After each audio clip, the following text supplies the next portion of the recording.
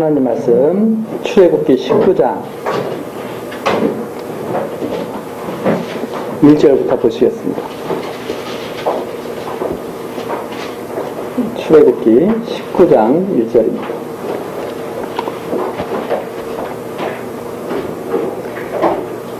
이스라엘 자손이 애굽 땅에서 나올 때부터 제3월 곧 그때에 그들이 시내 광야에 이르니라. 그들이 르비딤을 떠나 시내 광야에 이르러 그 광야의 장막을 치되 산 앞에 장막을 치니라. 모세가 하나님 앞에 올라가니 여호와께서 산에서 그를 불러 가라사대 너는 이같이 야곱 족속에게 이르고 이스라엘 자손에게 고하라. 나의 애국 사람에게 어떻게 행하였음과 내가 어떻게 독수리 날개로 너희를 업어 내게로 인도하였음을 너희가 보았느니라. 세계가 다 내게 속하였나니 너희가 내 말을 잘 듣고 내 언약을 지키면 너희는 열국 중에서 내 소유가 되겠고 너희가 내게 대하여 제사장 나라가 되며 거룩한 백성이 되리라. 너는 이 말을 이스라엘 자손에게 고할지니라. 6절까지 내용입니다. 오늘 이 시간에는 출애굽기 네 번째 시간으로 이스라엘 백성들을 하나님 백성 삼으시려고 시내산 언약을 주시는 그러한 내용을 우리들이 살펴보겠습니다. 출애굽기 19장서부터 34장까지 있는 내용입니다.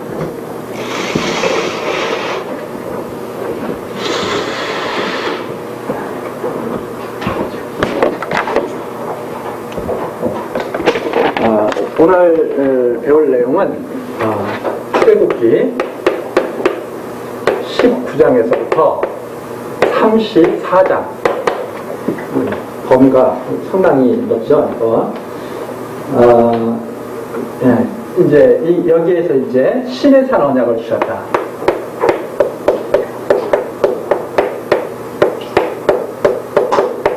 율법이죠.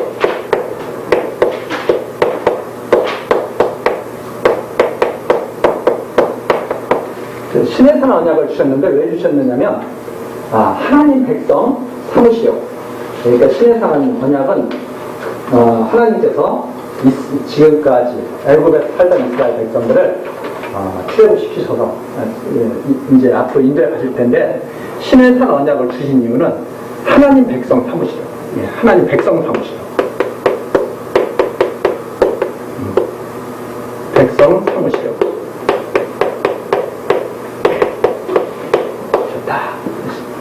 이 내용입니다. 그래서 첫 번째 내용이 하나님께서 언약을 수립하시는 이제 내용과 그 다음에 여러 가지 이제 여호와의 언약을 갖다가 주시는데 언약을 수립하셔서 언약을 주시는데 바로 이제 십계명을 주시고 그 다음에 이제 언약 수립을 준비하는 것이 19장이에요. 19장이고 십계명을 주시고 그 다음에 율례를 주시고 그 다음에 규례를 주시는 내용이 바로 31장까지 나와 있습니다. 19장에서부터 이것이 바로 19장에서부터 31장. 그러니까 계속 19장에서부터 31장까지는 십계명을 딱 명하시고 나서 그 다음에 율례를 명하시고 규례를 명하시는 내용이 계속 나오죠. 31장까지. 근데 이제 이 규례를 명하시는데 십계명은 우리가 지금식으로 말하자면 가장 기본이 되는 법이라고 할 수 있죠. 그리고 그 기본이 되는 법으로부터 구체적으로 나오는 것이 율례고 그 다음에 그것을 갖다가 지킬 수 있도록 여러 가지 것들을 갖다가 명하시는 내용이 바로 이 규례죠. 규례인데 첫 번째 이 규례 중에서 이게 중요한 것 중에 어떤 것들이 있냐면 성막 규례를 만드십니다. 성막 규례.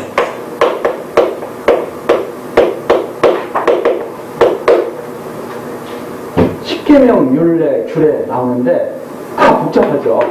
그런데 이 성막 규례 이제 하나님을 섬기기 위해서는 성막을 만들어야 되는데 그 성막을 어떻게 만들 것인가 하는 내용이 쭉 나오고 있습니다. 이것이 25장서부터 27장까지 25장서 31장까지 다 포함되어 있죠. 그 다음에 두 번째 나오는 또 규례가 어떤 규례가 나오냐면 제사장 규례가 나옵니다.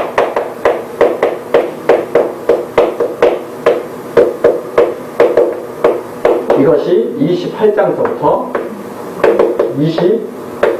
29장까지. 그 다음에 이제 세 번째가 이제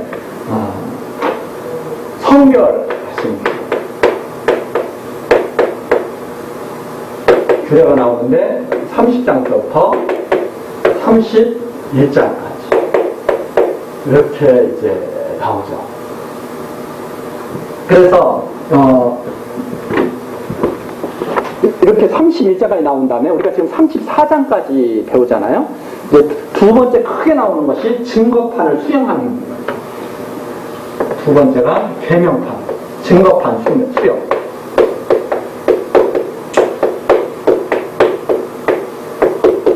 수령하는 것이 32장서부터 34장까지. 그러니까 계명을 명하시고 증거판을 주시는 내용이 19장서부터 34장까지 전체적으로 이렇게 나온다. 이렇게 우리가 이제 전체의 대요를 갖다가 이제 볼 수가 있습니다. 그럼 이제 여기서부터 좀 하나씩 살펴볼 텐데, 우선 첫 번째 중요한 것이 이 십계명과 율례와 규례, 율법을 주시기 위한 말씀이 지금 19장에 나와 있죠. 그 19장이 뭐냐면 다시 한번 거기 보시면 3절서부터 한번 다시 한번 보시겠습니다. 19장 3절. 모세가 하나님 앞에 올라가니 여호와께서 산에서 그를 불러 가라사대 너는 이같이 야곱 족속에게 이르고 이스라엘 자손에게 고하라. 야곱 족속이나 이스라엘 족속이나 같은 말이잖아요. 이게 강조. 야곱 족속에게 이르고 이스라엘 자손에게 고하라. 즉 하나님의 언약 백성, 아주 강한 명령입니다. 꼭 알려야 된다.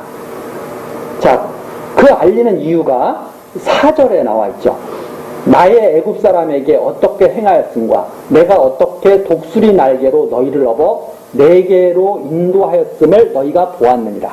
이제 하나님께서 하시는 말씀이 어떻게 너희가 출애굽했는가, 너희들이 어떻게 출애굽했느냐 이 말이죠. 내가 독수리 날개로 너희를 업어 내게로 인도하였다.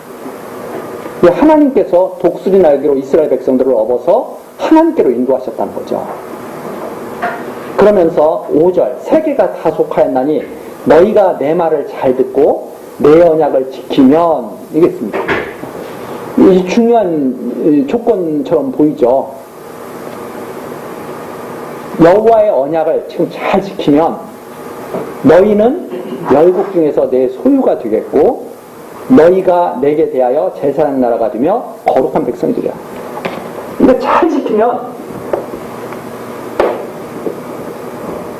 내 소유가 된다. 내 제사장 나라가 된다. 네. 거룩한 백성이 된다. 이 말을 이스라엘 자손에게 고할지니라. 이렇게 나왔습니다. 그러니까 이스라엘 백성들에게 이 하나님께서 명하신 이 언약, 신의 선 언약, 율법이라고 하는 것은 상당히 중요한 그러한 말씀이라는 것을 우리들이 알 수가 있습니다.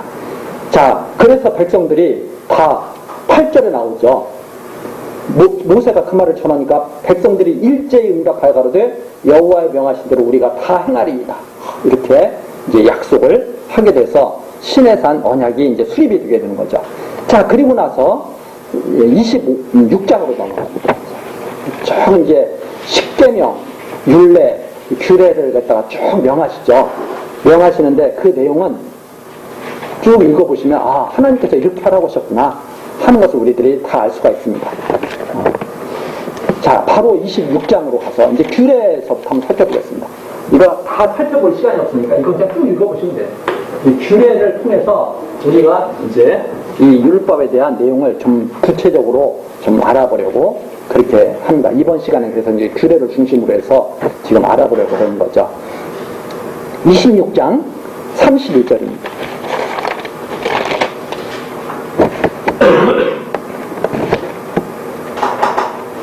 너는 청색, 자색, 홍색실과 가늘게 꼰 배실을 짜서 장을 만들고 그 위에 그룹들을 공교히 수놓아서 갈고리로 네 기둥 위에 들이우되 그 네 기둥을 조각목으로 만들고 금으로 짜서 네 은받침 위에 둘지며 그 장을 갈고리 아래 들이운 후에 증거계를 그 장 안에 들여놓으라. 그 장이 너희를 위하여 성소와 지성소를 구별하리라. 이렇게 나왔습니다. 우선 33절까지 보시면 거기에 이제 앞에는 뭐 장을 어떻게 만들고 뭐 여러 가지 식양을 다 명하셔요. 근데 여기에서 지금 한번 살펴보려고 하는 내용 중에 한 가지가 성막규례인데 성막규례에서 중요한 것이 이거죠. 이렇게 하나님의 이제 성막이 이렇게 이제 만들어지는데 성소와 지성소를 이렇게 딱 나가서 구별하라는 거예요. 성소와 지성소를 구별하라. 창을 딱 저거 해가지고 증거계를 이 지성소 안에는 증거계가 있죠. 이 증거계는 이 지성소 안에 두고 그리고 이제 구별하라고 그럽니다. 그 다음에 34절 보면 너는 지성소 위에 있는 증거계 위에 속죄수를 두고 이 증거계가 있는데 이 증거계 위에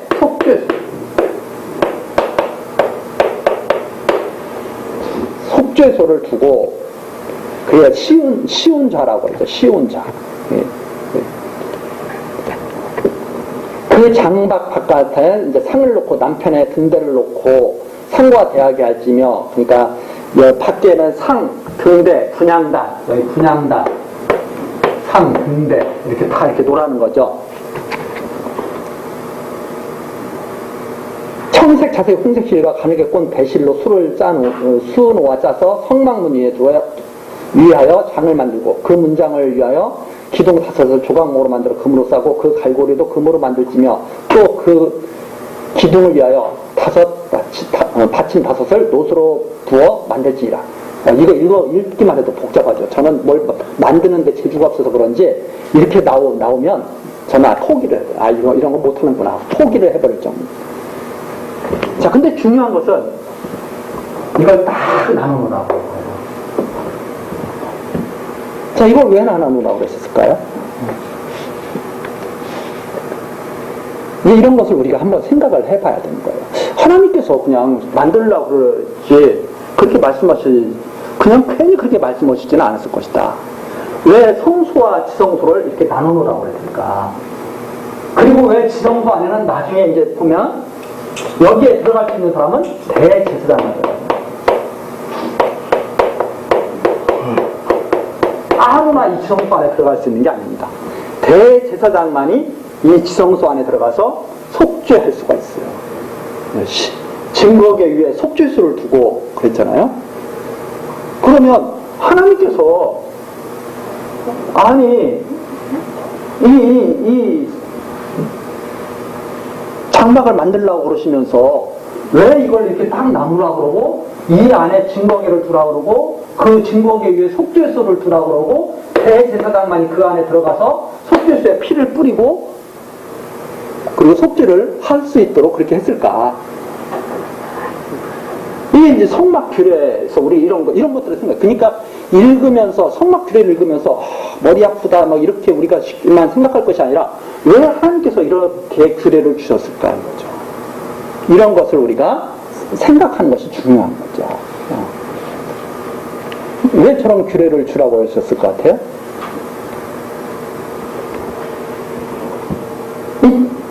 이것이 언제까지 계속 유지가 됩니까? 그리스도가 죽으실 때까지. 이게 계속 유지가 돼요. 그리스도가 죽으시니까 이것이 어떻게 돼버려요? 휘장이 쫙 찢어지면서 여기가 구별이 없어져 버린 거예요. 여기와 여기가 다 이게 없어져 버린 거예요. 그리스도가 없었지. 그리스도가 십자가에 죽으실 때. 그러면 그 전에 대제사장들은 이걸 없앨 수 있어요? 못 없앴어요. 그 전에 대제사장들은 이 성소와 지성소를 가로막고 있는 이 휘장을 없앨 수가 없었어요. 그런데 그리스도가 죽으시면서 이것이 쫙 위에서부터 아래로 완전히 찢어져서 이제 됐습니다. 자, 이건 무엇을 말하느냐? 장차 참 대제사장으로 오실 그리스도께서 하나님께 나아가는 온전한 속죄의 길을 갖다가 열어주실 거예요. 이때는 대제사장만 여기 들어가서 아무도 여기를 못 들어가요. 아무도 못 들어가고 대제사장이 들어간다고 해도 해마다 해야 돼요. 해마다. 그래서 영원한 속죄를 받을 수가 없어요. 영원한 속죄를 받을 수가 없어요. 그런데 이제 그리스도가 죽으심으로 이 휘장이 찢어짐으로 말미암아서 그리스도께서 이 안에 들어가셔서 영원한 속죄, 이제는 가려진 것이 없다. 죄로 인해서 하나님과 가려진 것이 없다 이 말입니다. 완전한. 왜 여기를 아무도 못 들어가냐면 여기 아무나 들어가면 죽거든요. 죄인이기 때문에 다. 그래서 제사장도 죽을지 모르니까 이 안에 아무도 볼 수가 없잖아요. 그래서 제사장 옷에 은방울을 달고 딸랑딸랑 소리를 내면서 아, 제사장께서 우리를 위해서 지금 속죄하고 계시구나. 밖에 사람이 그 소리를 들으면서 다 기뻐했던 거거든요. 그런데 하나가 들어가요. 왜? 항상 가로막혀 있으니까. 여기 하나님이 계신 곳인데 증거계는 하나님이 계신 곳 아닙니까? 그런데 이제는 그리스도께서 완전히 이걸 탁 해서 휘장을 완전히 가르심으로 말미암아 하나님과 하나님의 백성들이 화목하게 되는 거죠. 그래서 그리스도께서 죽으신 것은 화목제물로 죽으셨다고 이해가 된 거예요. 이제 막이 없어진 거예요. 그러나 그리스도께서 오시기 전까지는 대제사장은 장차 오실 그리스도에 대한 모형이었다 이 말이죠. 그래서 이 대제사장들은 매번 여기에 들어가서 제사를 드려야 했지만 그리스도께서는 단번 하나님과 우리를 화목케 하신 대제사장으로 오시게 될 것을 갖다가 바라보게 하는 것이 바로 이 성막들이었다 이렇게 이해가 되는 거죠.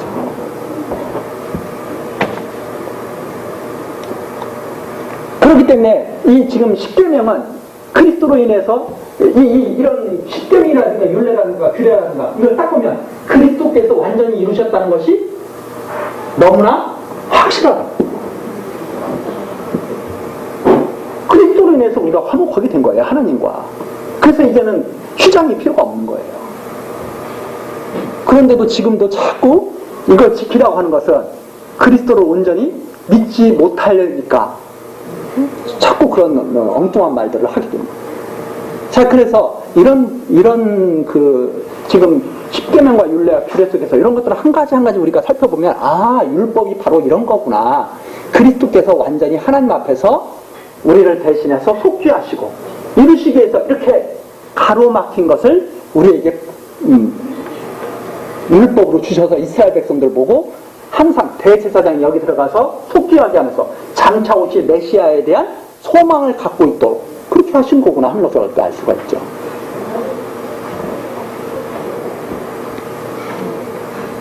자, 그래서 휘장이 갈라진 것은 십자가에 달리신 예수가 영원한 참 대제사장으로 오신 그리스도이심을 명확하게 증거해주는 내용이 바로 휘장이 갈라진 그 사건이었다. 그러니까 이 휘장이 딱 갈라졌다고 했을 때 바로 이런 것을 생각해야 되죠. 야, 이걸 가릴 수 없었는데 그 많은 대제장들이 가릴 수가 없었는데 그리스도가 오셔서 그렇게 하셨구나. 그 다음에 이제 28장으로 한번 넘어가요. 이제 28장으로 딱 넘어가면 28장 1절서부터 5절까지 나오죠. 28장 1절서부터 5절까지 한번 보시면 너는 이스라엘 자손 중 내 형 아론과 그 아들들 곧 나답과 아비오와 엘레아살과 이다마를 그와 함께 내게로 나아오게 하여 나를 섬기는 제사장 직분을 행하게 하되 내 형 아론을 위하여 거룩한 옷을 지어서 영화롭고 아름답게 할지니 너는 무릇 마음에 지혜 있는 자 곧 내가 지혜로운 영으로 채운 자들에게 말하여 아론의 옷을 지어 그를 거룩하게 하여 내게 제사장 직분을 행하게 하라. 그들의 지을 옷은 이러하니 해가지고 쫙 거룩한 옷을 짓는 것에 대해서 쫙 나옵니다. 그래서 그 3절에 보면 28장 3절에 보면 그 거룩한 옷을 지어야 되는데 누가 거룩한 옷을 짓느냐? 3절에 나와 있죠. 거룩한 옷을 짓는 사람들. 무릇 마음의 지혜에 있는 자, 곧 내가 지혜로운 영으로 채운 자들에게 말하여 아론의 옷을 지어 그를 거룩하게 하여 내게 제사장 직분을 행하게 하라. 장차 우리 벌써 딱 나오잖아요. 하나님의 영으로 채워진 자들이 거룩한 옷을 지어서 아론으로 하여금 대제사장 직분을 행하게 하듯이 장차 하나님의 영으로 채워진 거룩한 성도들이 예수 그리스도를 참 제사장으로 모시고 거룩한 옷을 입고 살아가게 될 것을 갖다가 바라보게 하는 내용이 바로 여기에 담겨져 있죠. 그래서 이 거룩한 옷을 짓는다는 게 아무나 짓는 게 아니죠. 하나님의 영으로 채운 자들이 거룩한 옷을 짓게 되고 그 거룩한 옷을 짓는 자들이 아론을 대제사장으로 섬기는 자들이죠. 자, 그런 것처럼 여기도 마찬가지입니다. 그런데 또 하나 여기서 볼 것은 아론과 그 아들들이 제사장이 되는 거거든요. 아론과 그 아들들. 그러면 아론도 하나님께서 이렇게 딱 택해서 제사장 삼으신 거죠. 아론의 아들들은. 그런데 우리가 아론의 아들들이 계속 이제 제사장이 되지 않습니까? 그러면 아론의 아들로 태어날 자들은 이미 제사장 직분을 태어나기도 전에 부여받은 자들이에요. 이미 태어나기도, 아론의 아들들은 태어나기도 전에 지금 이제 태어난 아들들이 있어요. 그렇지만 태어나지 않은 자손들이 있을 거 아니에요. 손자도 있고 증손자도 있고.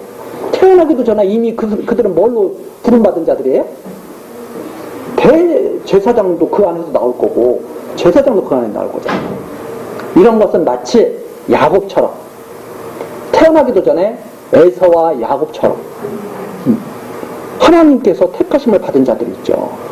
그 택하심을 받은 자들이 대제사장이신 그리스도로 인해서 거룩한 옷을 입고 제사장 직분을 행하게 될 것, 이것을 바라보게 하는 명령이 이 안에 담겨있죠. 그래서 아무나 제사장이 되는 게 아니라 하나님께 택함을 받은 자들이 행위와 상관없이 태어나기도 전에 제사장으로 부름받게 될 것을 여기 이 규례 속에서 벌써 밝혀주고 있다. 그러니까 이 규례를 보면서 그 하나님의 그 놀라운 그 권능, 사람의 행위와 상관없이 부르시는 하나님의 그 권능, 제사장으로 부르시는 그 권능을 우리들이 생각해 볼 수가 있다 하는 말입니다. 그래서 아론 안에 있으면 아론의 아들들은 누구나 다 뭐가 돼요? 제사장이 되는 것처럼 그리스도 안에 있으면 누구나 다 어떻게 되겠어요? 그리스도께서 참 제사장이니까 그리스도 안에 있는 자들은 태어나기 전서부터 다 누구나 제사장이었죠. 그것을 어디에서 밝혀주고 있느냐? 베드로 전서 잠깐 가서 보실게요.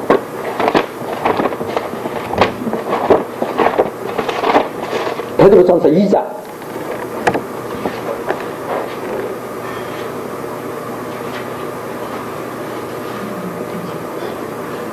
2장 3절서부터 한번 보시고 2장 4절 사람에게는 버림받았으나 하나님께는 택하심을 입은 보배로운 산돌이신 예수께 나와 하나님께는 택하심을 받았어요. 사람에게는 버림받았어요. 그런데 그분은 보배로우신 산돌이에요. 예수께 나와. 그분이 바로 예수님이에요. 사람에게는 버림받았으나 하나님께는 택하심을 입은 보배로운 산돌. 그분이 예수님인데 그 예수께 나와서 예수께 지금 계속 나오라는 말입니다. 너희도 5절이 나오죠. 산돌같이 신령한 집으로 세워지고 너희들도 예수께로 나와서 신령한 집으로 세워져야 되지 않느냐. 예수 그리스도로 말미암아 하나님이 기쁘게 받으실 신령한 제사를 드린 뭐가 되라고 그랬어요? 예수께 나와서 거룩한 제사장이 되라고. 아론의 아들들이 아론 안에서 다 제사장이 되죠.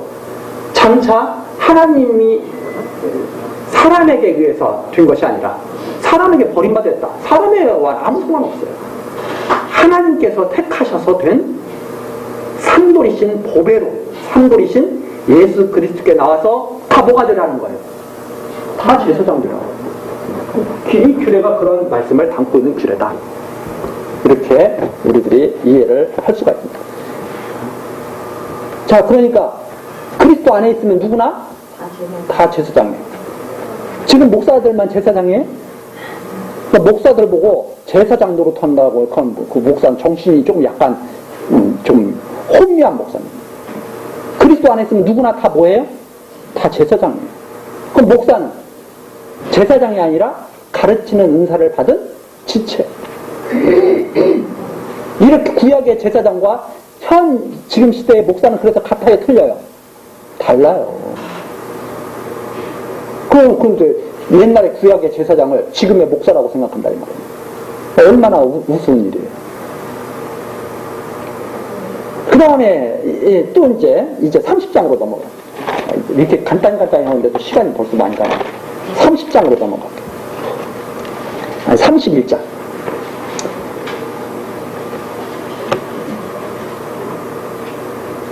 31장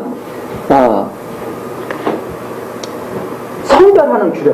근데 이 성별하는 규례가 왜 그러냐면 하나님 말씀대로 이렇게 잘해야 성별이 되는 거잖아요. 그렇죠? 거룩하게 구별해주려면 세상과는 달라야 되죠. 하나님 말씀대로 다 이렇게 다 이루어져야 성별이 된다 이 말입니다.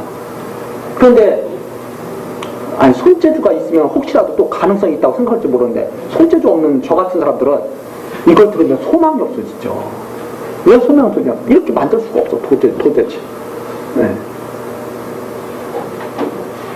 그런데 31장 1절부터 보시면 여호와께서 모세에게 일러 가라사대 내가 유다 지파 홀의 손자요 우리아의 아들인 부살레를 지명하여 부르고. 근데 이스라엘 백성이 이걸 다 지켜야 되는데 이스라엘 백성들이 이걸 다 할 수가 없다는 말입니다. 그런데 여호와께서 말씀하시는 거예요. 내가 이걸 만들 수 있는 사람들 다 지명해서 부르겠다. 그래서 누구를 불러요? 부살레. 3절입니다. 하나님의 신을 그에게 충만하게 하여 지혜와 총명과 지식과 여러 가지 재주로 공변 일을 연구하여 금과 은과 노소로 만들게 하며. 그러니까 아무나 할 수 있어요, 없어요? 하나님께 지명받은 부살레이 그 일을 하는 거예요. 그 다음 6절에 뒤에 나오면 이제 쭉 보시고 6절 내가 또 단지파 아히사막의 아들 오홀리압을 세워 그와 함께 하게 하며. 부살레과 오홀리압이 누구의 뜻대로 함께 해요? 하나님의 뜻대로 함께 해요. 왜? 하나님의 말씀대로 다 이걸 만들어야 되니까. 그리고 또 무릇 지혜로운 마음이 있는 자에게 내가 지혜를 주어 그들로 내가 내게 명한 것을 다 만들게 할지니. 아무나 만들 수 있어요, 없어요? 아무나. 하나님께서 지혜를 줘서 만들게 한 자들이 그걸 만드는 거예요. 그럼 그걸 만들어 가지고 제사장의 옷도 만들고 뭐 성막에 필요한 것 여러 가지 기구들도 만들고 다 만들어서 완성을 해야 이걸 지킬 수가 있다는 거예요. 하나님 섬기려면 분향단도 있어야 돼. 번제단도 있어야 돼. 누가 만들어요? 하나님께 이렇게 부름받은 자들이. 그걸 만들어야 하죠. 그래서 하나님께서 이것을 갖다가 만들게 하셔서 하나님 섬기게 하셔서 성별하시겠다 하는 규례가 바로 31장까지 이렇게 나와 있는 거죠. 하나님께서 만일 이렇게 지혜를 줘서 이런 걸 만들지 않게 하셨다면 지혜도 안 주셔. 그래서 이런 걸 그대로 하나님 뜻대로 만들 수가 없었어요. 그러면 하나님을 섬길 수 있습니까? 없습니까? 하나님을 섬길 수 없죠. 하나님께서 명령하실 뿐만 아니라 만들게도 하셨다. 이것을 갖다가 우리들이 여기서 한번 생각을 해야 됩니다. 그리고 나서 이제 증거판을 수령하게 되죠. 이걸 다 이렇게 하신 다음에 증거판을 하나님께서 몸소 증거판을 주시는데 첫 번째 증거판이 어떻게 됐습니까? 우리 아는 것처럼 깨트렸어요. 첫 번째 증거판이 왜 깨트렸어요? 모세가 증거판을 가지고 딱 내려오니까 밑에서 뭐하고 난리예요? 뭐 우상 섬기고 뭐 금송아지 만들어 놓고 난리가 난 거예요. 확 깨트려버리죠. 그리고 나서 이제 어떻게 생겼습니까? 하나님 앞에서 다 죽게 생겼어요. 이제 하나님 앞에서 다 죽게 생겨가지고 우상 만든 자들을 막 칼로 막 레이지파가 야 하나님 편에 쓸 자는 와라 해가지고 막 레이지파가 모세와 함께 우상 섬겼던 자들을 막 치잖아요. 그렇게 하고 모세가 하는 일이 뭡니까? 하나님 제발 좀 다시 한번 용납해달라고 간구하는 기도를 갖다 올리는 것이 32장 30절부터 33절까지 첫 번째 증거판이 파괴가지고 증거판 파괴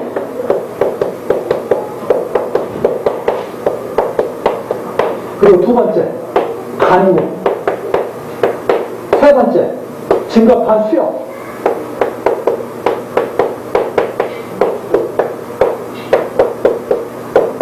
이렇게 나오죠.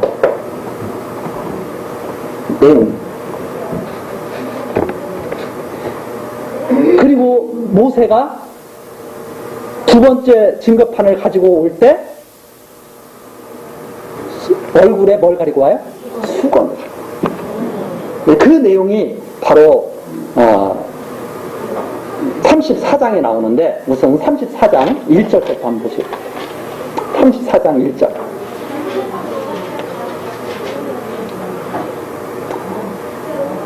34장 다시 주시죠. 1절부터 다시 주시는데 5절 34장 5절 여호와께서 구름 가운데 강림하사 그와 함께 거기 서서 여호와의 이름을 반포하실 때 여호와의 이름을 반포하셔요. 여호와께서 그의 앞으로 지나시며 반포하시되 여호와로라 여호와로라 자비롭고 은혜롭고 노하기를 더디하고 인자와 진실이 많은 하나님이로다. 인자를 천대까지 베풀며 악과 과실과 죄를 용서하나 형벌받을 자는 결단코 면죄하지 않고 아비의 약속을 자여손 3대까지 보응하리라. 쫙 나오죠. 그러니까 모세가 급히 땅에 엎드려 경배하며 가로되 9절 주여 내가 주께 은총을 입었거든 원컨대 주는 우리 중에서 행하옵소서. 이는 목이 곧은 백성입니다. 이스라엘 백성 정말 목이 곧은 백성들인데 우리의 악과 죄를 사하시고 우리로 주의 기업을 삼으소서. 맨 처음에 하나님께서 계명 주실 때 왜 계명 주신다고 그랬어요? 백성 삼는다고. 그러니까 모세가 우리는 정말 목이 곧은 백성입니다. 그런데 사해 주십시오. 그리고 주의 기업을 삼아 주십시오. 하고 간구를 하면서 증거판체의 수혈을 받게 되죠. 이전에도 그런 간구였습니다. 그런데 그 간구가 증거판을 다시 받을 때 요약해서 쫙 여호와의 이름이 반포되니까 모세가 여호와의 이름을 찬양하면서 우리의 악과 죄를 사하시고 언약하신 말씀대로 주의 기업을 삼아달라고 하는 그런 내용입니다. 그러니까 여호와의 이름이 반포가 되니까 모세가 그 여호와의 이름대로 우리의 모든 죄를 사하시고 반포해달라고 주의 기업을 삼으시고 용서해달라고 하는 그런 내용을 하게 됩니다. 그리고선 내려올 때 수건을 가리고 내려오죠. 30절입니다. 30절 34장 30절 아론과 온 이스라엘 자손이 모세를 볼 때 모세 얼굴 거풀에 광채남을 보고 그에게 가까이 하기를 두려워하더니 모세가 그들에게 이르되 아론과 회중의 모든 어른이 모세에게로 오고 모세가 그들에게 말하니 그 후에야 온 이스라엘 자손이 가까이 오는지라. 모세가 여호와께서 시내산에서 자기에게 이르신 말씀을 다 그들에게 명하고 그들에게 말하기를 마치고 수건으로 자기 얼굴을 가리웠더라. 그러나 모세가 여호와 앞에 들어가서 함께 말씀할 때는 나오기까지 수건을 벗고 있다가 나와서는 그 명하신 일을 이스라엘 자손에게 고하며 이스라엘 자손이 모세의 얼굴에 광채를 보는 거로 모세가 여호와의 말씀을 하러 들어가기까지 다시 수건으로 자기 얼굴을 가리웠다. 이스라엘 자손이 모세 얼굴에 광채나는 걸 계속 보는 거예요. 그러니까 모세가 광채를 보지 못하도록. 하나님과 말씀을 하고 나와서 이스라엘 백성에게 전하면 이스라엘 백성들이 하나님의 말씀을 듣는 게 아니라 그 광채에 주목을 하는 거죠. 그러니까 모세가 얼굴을 다 가리고 광채를 보지 못하도록. 왜 광채를 보지 못하도록 했느냐? 그것은 뒤에 우리 신약에 잘 밝혀져 있죠. 율법을 바라봐서는 안 되는데 그 율법을 받은 그 영광을 바라본다는 말입니다. 그것은 마치 해 아래에서 달빛과 같은 건데 그걸 바라보고 있는 거죠.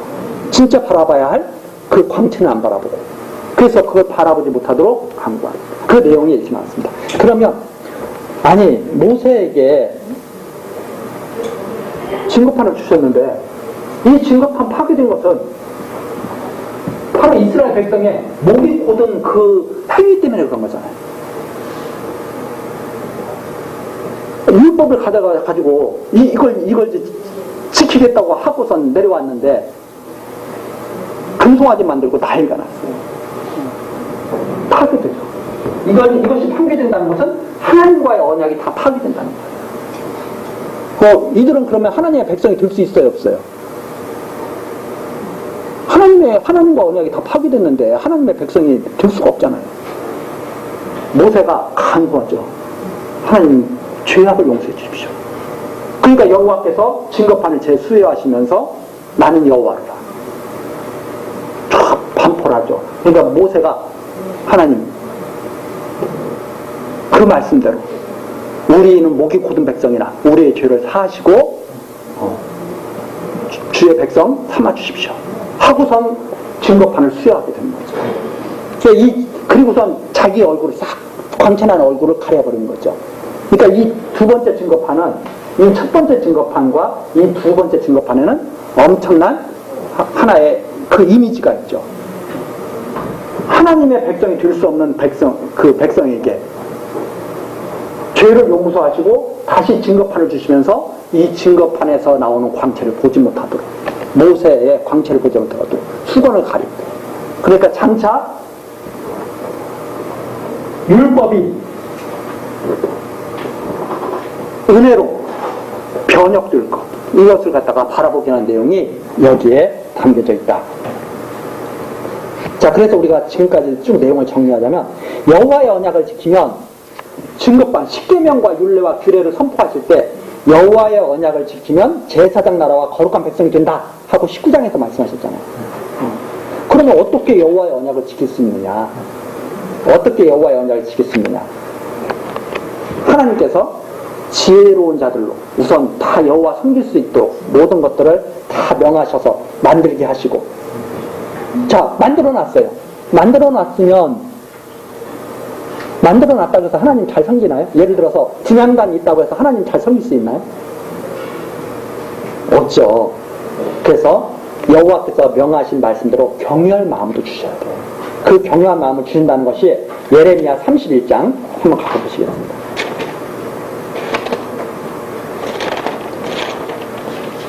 예레미야 31장 31절 1102페이지입니다.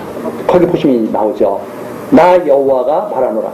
날이 이르리니 내가 이스라엘 집과 유다 집에 새 언약을 세우리라. 나 여호와가 말하노라. 이 언약은 내가 그들의 열조의 손을 잡고 애굽 땅에서 인도하여 내던 날에 세운 것과 같지 아니할 것은 내가 그들의 남편이 되었어도 그들이 내 언약을 파였습니다. 나 여호와가 말하노라. 그러나 그날 후에 내가 이스라엘 집에 세울 언약은 이러하니 곧 내가 나의 법을 그들의 속에 두며 그 마음에 기록하여 나는 그들의 하나님이 되고 그들은 내 백성이 될 것이라. 이제는 새롭게 변혁이 돼서 행위로는 깨질 수밖에 없어요. 그러나 이제는 마음에 든다 이 말입니다. 겉에 두는 게 아니라. 그래서 심령 속에서 하나님을 여호와로 경외하면서 살고 싶은 마음을 하나님께서 새겨주실 것이기 때문에 장차 하나님을 경외할 수 있도록 그렇게 해주시겠다고는 말씀이 바로 예레미야 선지자를 통해서 기록해준 그 말씀이죠. 그래서 율법이라고 하는 것은 장차 성도들이 자기 자신의 지혜와 행위가 아니라 말씀이 육신을 입고 오신 그리스도 안에서 하나님의 은혜와 권능만으로 구원받게 될 것을 말씀하시려고 한 것이 바로 이 율법이었다.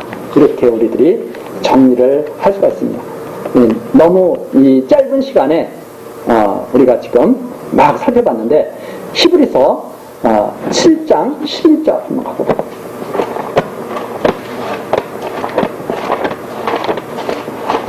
히브리서 7장 11절.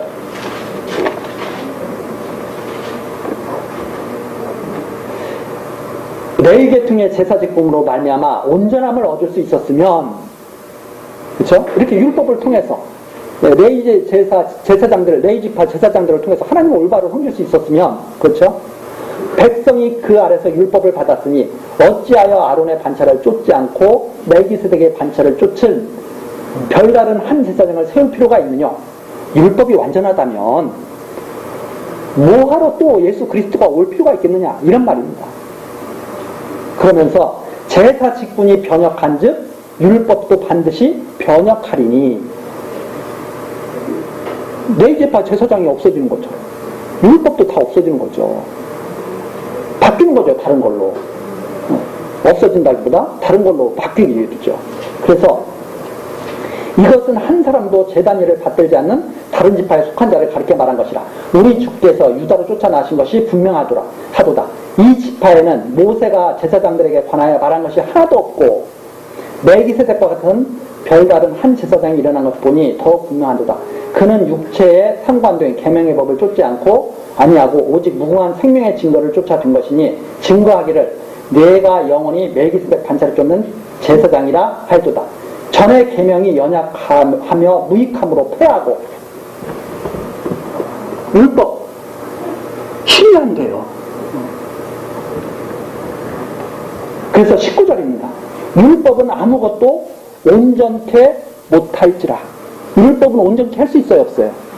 율법은 온전케 할 수 없어요. 온전케 할 수 없으니까 대제사장이 매번 들어가야 된다 이 말입니다. 죄 용서 받고 또 들어가고, 죄 용서 받고 또 들어가고, 죄 용서 받고 또 들어가고, 계속 온전케 할 수 없으니까. 그런데 이제 그리스도가 오셔서 휴전이 완전히 쫙 갈라졌으니까 온전한 제사를 드렸어요, 안 드렸어요? 온전한 제사를 드렸어요. 이렇게 변혁이 됐다 이 말입니다.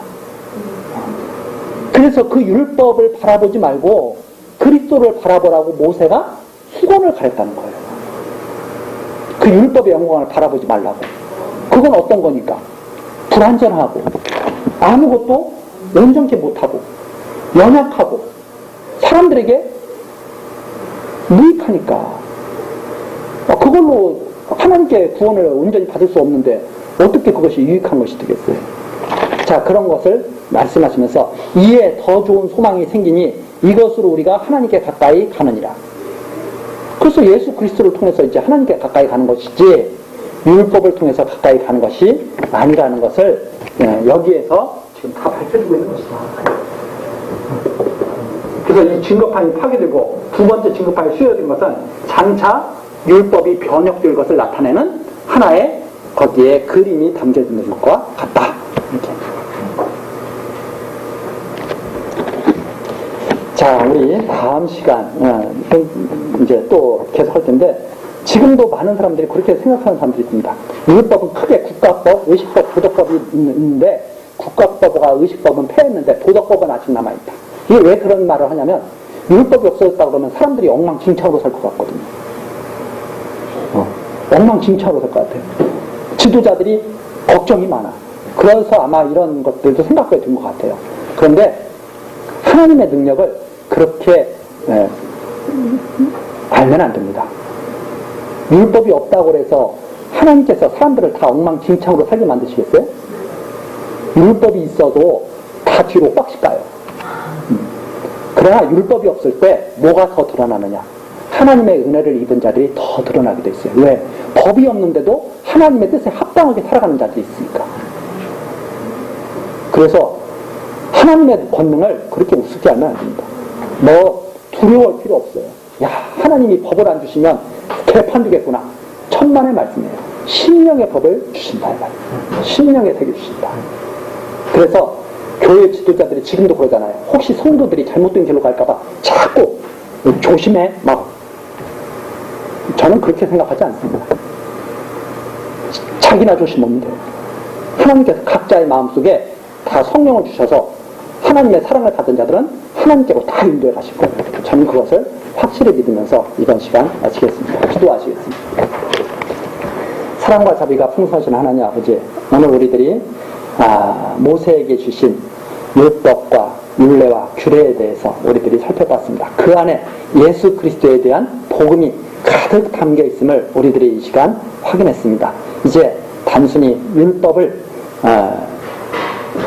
읽는 데서 그치지 않고 그 깊이 담겨진 뜻을 깨닫고 이 율법이 우리에게 몽학선생이 되어 예수 그리스도께로 가는 정말 놀라운 하나님의 말씀이 되도록 우리들의 마음을 주장하여 주시옵소서.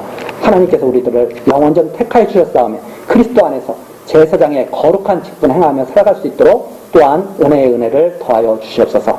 모든 것 예수 그리스도의 이름으로 기도드리옵나이다. 아멘.